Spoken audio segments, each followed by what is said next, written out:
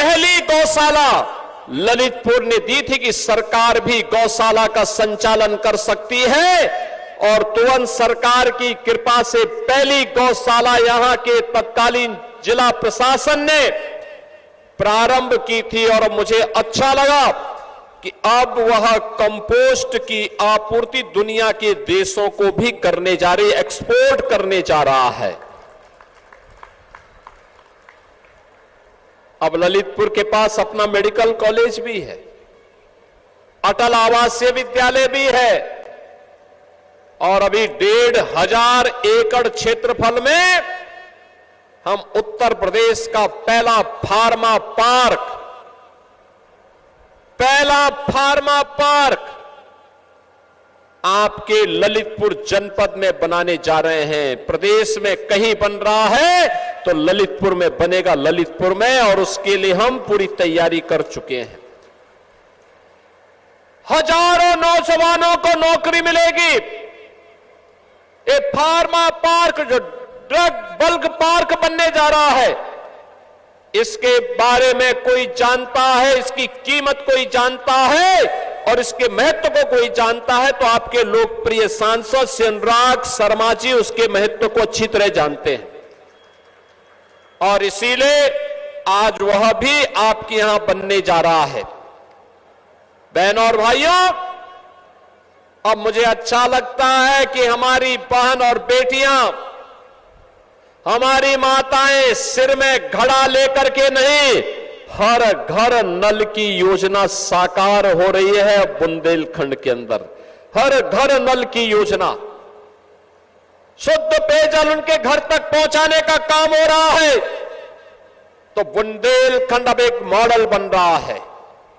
Bundelkhand expressway और उत्तर प्रदेश का सबसे बड़ा इंडस्ट्रियल सिटी यानी औद्योगिक शहर अगर हम कहीं बसाने जा रहे हैं तो वह भी बुंदेलखंड में बसाने जा रहे हैं, बुंदेलखंड के अंदर।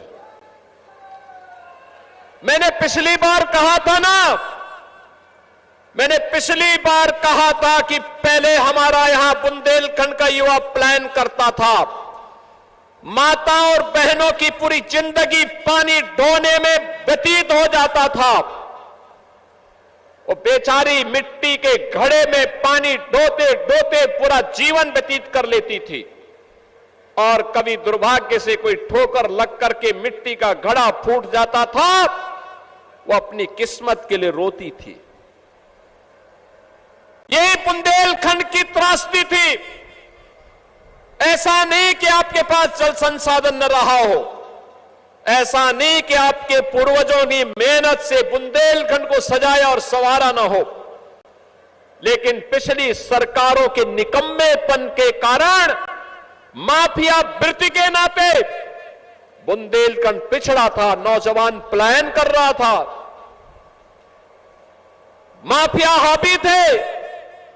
हर जिले में कोई न कोई माफिया नौजवानों की नौकरी पे डकैती डालता था, विकास की योजनाओं पर जबरदस्ती अपने गुंडों को बिठा करके जनता के हक को छीनने का कार्य करता था, और बुंदेलखंड अपने आप को ठगा हुआ महसूस करता था। बहनों और भाइयों, मैंने पिछली बार कहा था कि हम डिफेंस मैन्युफैक्चरिंग कॉरिडोर के हब के रूप में बुंदेलखंड को भी बस डेवलप करेंगे, और अब आपने देखा होगा यूपी के अंदर डिफेंस मैन्युफैक्चरिंग कॉरिडोर में जो मिसाइल बन रही है, ब्रह्मोस मिसाइल यूपी के अंदर बन रही है, और ये ब्रह्मोस मिसाइल जब दगी थी ऑपरेशन सिंदूर में तो पाकिस्तान के छक्के छुड़ा दिए थे। पाकिस्तान त्राही माम करते हुए दुनिया के अंदर जान की भीख मांगने के लिए मजबूर हो रहा था। यह है नए भारत की ताकत, और नए भारत की ताकत का नेतृत्व दे रहे देश के यशस्वी प्रधानमंत्री श्री नरेंद्र मोदी जी, और उन्हीं के मार्गदर्शन में उत्तर प्रदेश के साथ साथ बुंदेलखंड की भी व्यापक कायाकल्प हुई है। एक कायाकल्प की कहानी नौजवान के लिए नौकरी और रोजगार की एक बहन और बेटियों की सुरक्षा और उनकी समृद्धि से है। अब यहां की बहनें मिट्टी के घड़े में पानी ढोने के लिए नहीं, बल्कि बलेनी मिल्क प्रोड्यूसर के माध्यम से कैसे महिला स्वयंसेवी समूह तेजी के साथ आगे बढ़कर के अपनी आय बढ़ा सकती है, इसका मॉडल बन रही है। और उस मॉडल का प्रतीक कोई बन रहा है तो हमारा बुंदेलखंड बन रहा है, झांसी बन रहा है, ललितपुर बन रहा है। अब तो यहां पर विकास की योजनाएं, वर्षों से लंबित सिंचाई की परियोजनाओं को तेजी के साथ आगे बढ़ाने का काम किया गया है। आज आप देख रहे होंगे, कभी अर्जुन सहायक परियोजना कई दशकों से लंबित थी, आज पूरी हो गई। रतौली बांध, बावनी बांध, कसनौदा बांध, मझगावा और चिल्ली स्प्रिंकलर सिंचाई परियोजनाओं ने आज बुंदेलखंड के अन्नदाता किसानों की किस्मत को बदला है। कई गुना आमदनी हमारा अन्नदाता किसान अब कमा रहा है। याद करना, जब हम समग्र विकास की बात करते हैं तो मैं एक बात साफ कह देना चाहता हूं, बहन और भाइयों, विकास का कोई विकल्प नहीं हो सकता।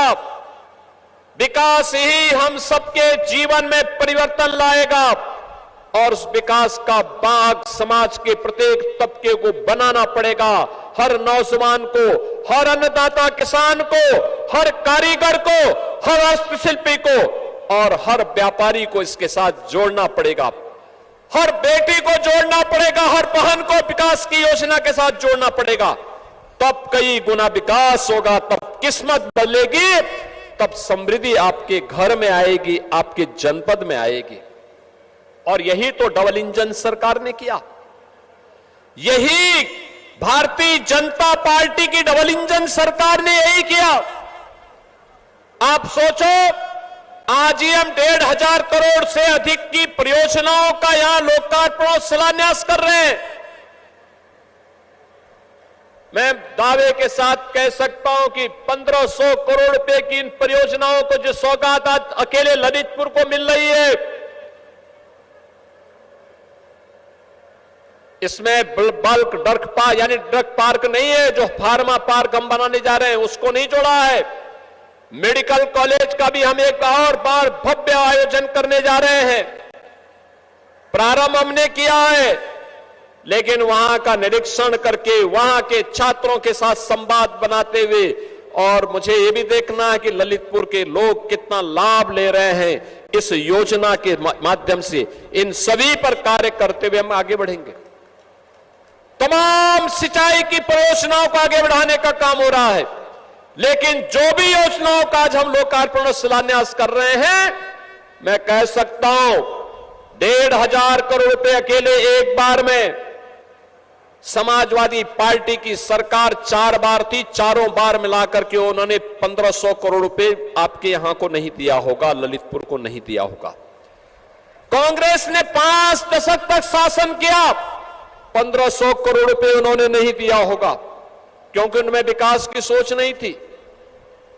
हमारे लिए जब कोई विकास की बात करता है तो हम कहते हैं, भाई देखो, प्रदेश की 25 करोड़ जनता हमारे लिए परिवार के समान है, परिवार के रूप में है। उसका विकास करना, उसकी सुरक्षा देना, उनके सम्मान की रक्षा करना, यह हमारा दायित्व है। अपने उस दायित्व का निर्वहन पूरी प्रतिबद्धता के साथ हम लोग करते हैं। लेकिन समाजवादी पार्टी के लिए सेफई ही परिवार था। सेफई के बाहर निकल ही नहीं सकते थे, सेफई के बाहर वो निकल ही नहीं सकते थे। कांग्रेस के लिए दिल्ली का परिवार ही वही परिवारी देश था, उससे बाहर निकल ही नहीं सकते हैं। बहनों और भाइयों, ये संकुचित सोच ही का परिणाम था। इन्होंने हर जिले में एक एक माफिया दे दिए थे।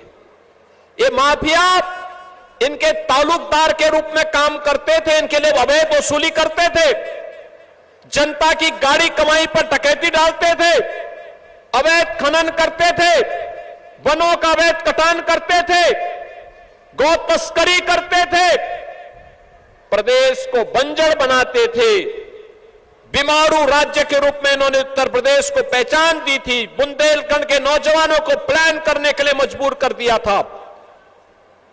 यहां की बहन बेटियों को इन्होंने कष्ट दिया, नौजवानों की नौकरी पे डकैती डाली। आज मैं कह सकता हूं, हम कोई नौकरी निकालते हैं, विज्ञापन निकलता है, परीक्षा होती है, परिणाम आता है, हमारे ललितपुर का नौजवान भी उसमें सफल होकर के नियुक्ति पत्र प्राप्त करता है। ललितपुर की बेटी भी यूपी पुलिस का हिस्सा बनती है, यूपी पुलिस में भर्ती होती है, यूपी में सरकारी नौकरियों में स्थान प्राप्त करती है। अब विकास की कोई योजना आती है, हमने मेडिकल कॉलेज गोरखपुर के लिए नहीं स्वीकृत किया, हमारे डिप्टी सीएम है उन्होंने अपने जनपद के लिए नहीं स्वीकृत किया। हमने कहा नहीं, मेडिकल कॉलेज बनेगा तो ललितपुर में बनेगा, पहले ललितपुर पे हम बनाएंगे।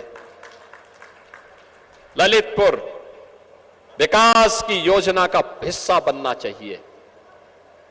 मुझे याद था, आज जब मैं मंच पर देख रहा था, लाभार्थी परख योजनाओं का लाभ गरीबों को उपलब्ध करवाया जा रहा था, समाज के अलग अलग तबके के लोगों को दिया जा रहा था।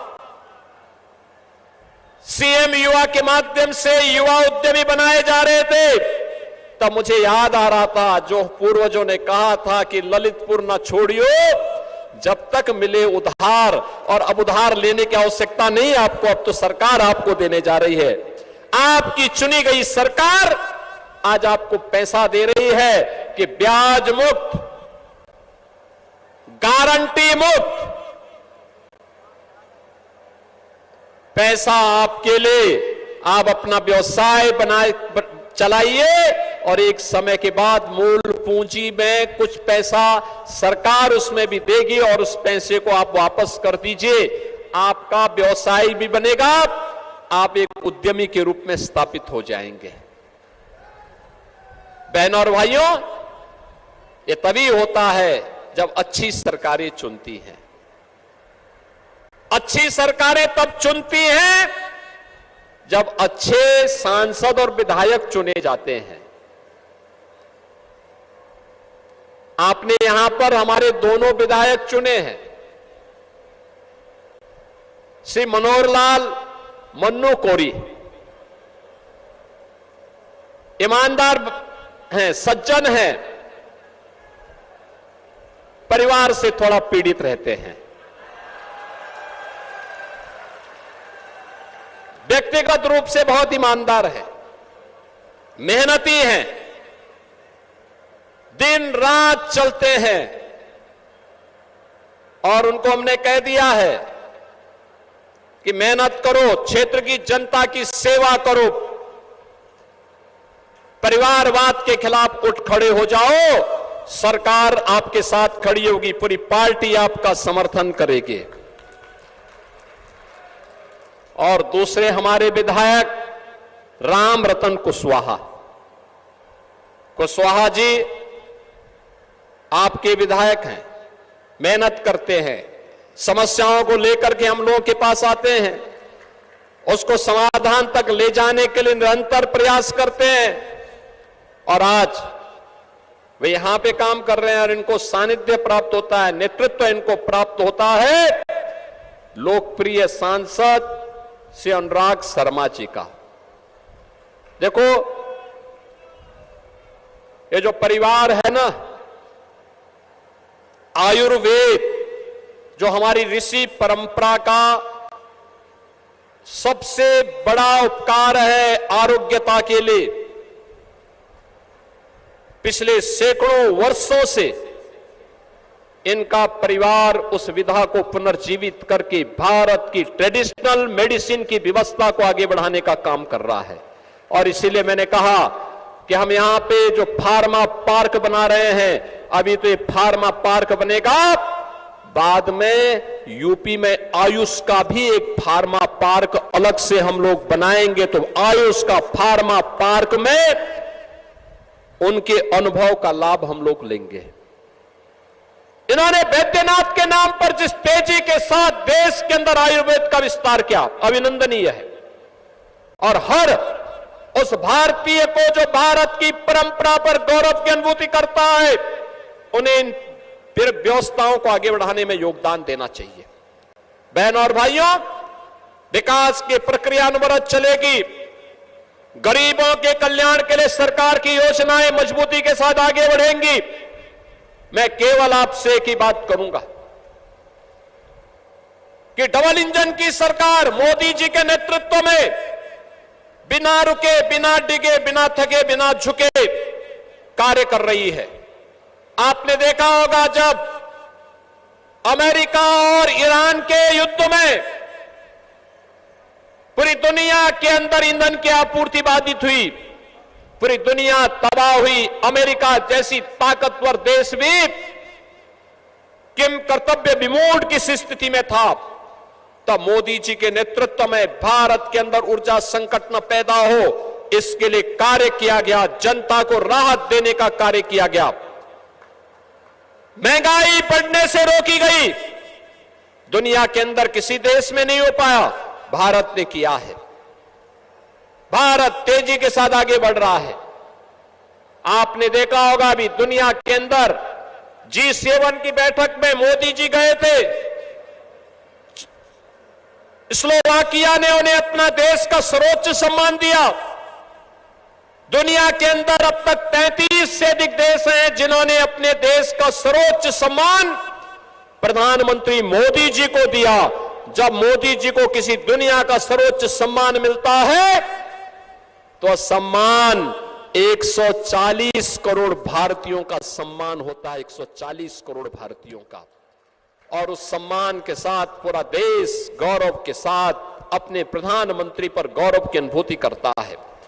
और उसी गौरव की अनुभूति कराने के लिए आज मुझे आपके बीच में इन योजनाओं की सौगात देने, ललितपुर के समग्र विकास के कार्यक्रमों को आगे बढ़ाने,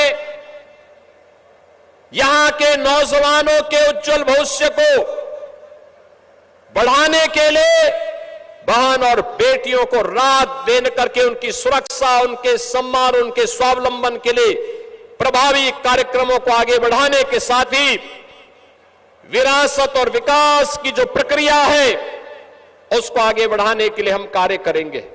और इसी विश्वास के साथ आज मुझे ललितपुर में आने का अवसर प्राप्त हुआ।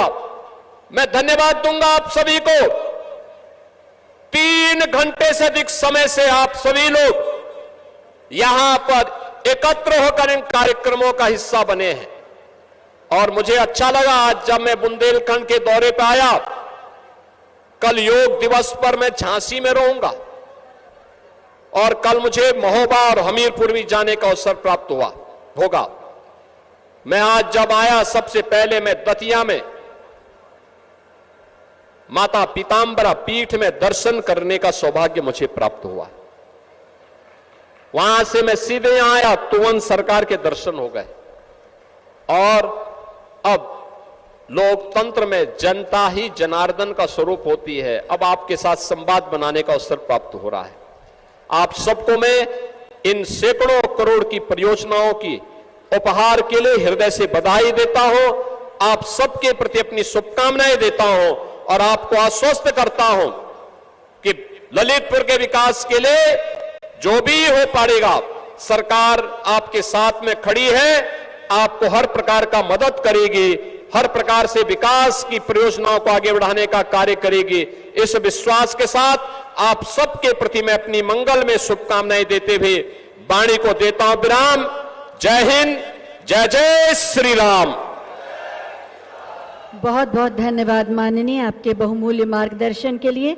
और अब अंत में महिला समूहों द्वारा बनाए गए विभिन्न वन उत्पादों को जिलाधिकारी श्री सत्य प्रकाश जी और एसपी मोहम्मद मुश्ताक जी के साथ समस्त जनप्रतिनिधिगण समस्त जनपद की ओर से